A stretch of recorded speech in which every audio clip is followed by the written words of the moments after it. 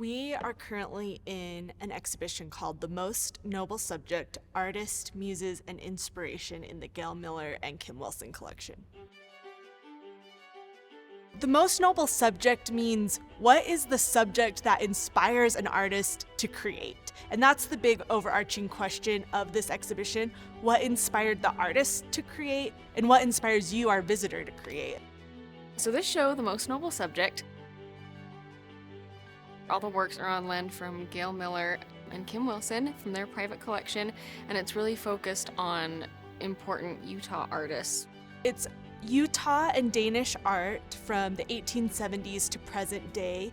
My favorite pieces in the collection are some of the historic Utah artists, J.T. Harwood, John Hafen, H.L.A. Colmer, just top tier examples of their work.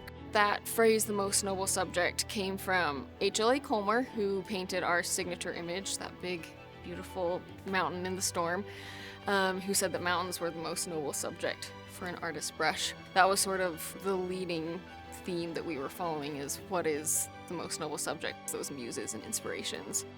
For this show, the process, we were really lucky that Gail and Kim did offer a lot of their collection to us and say, we want to see how you'll curate it.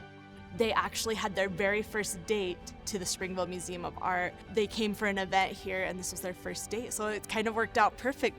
A fan favorite that we have in the show is sculptures of Carl Malone and John Stockton. They're smaller versions of the pieces that were commissioned outside of the Delta Center. They're really fun pieces, especially for people who grew up as sports fans of Stockton and Malone. Seeing these artworks and thinking about the artists that created them can help people sort of have that mindful notion of, okay, where do I go to create? Where do I find inspiration? One of the goals of this show is to get our visitors thinking about what inspires them, what excites them in their life, just like the different muses inspire the artists in this collection. It's for everybody. There is something in this show for a kindergartner and for an art historian in their 80s. It's so important to us that everyone feels like there's a place for them in the museum and there's a place for them in front of the artwork. This show is just like a joy for the eyes to see the paint handling in some of these works and the compositions, the color, the light. They're just little jewels and gems that you can just feast your eyes on.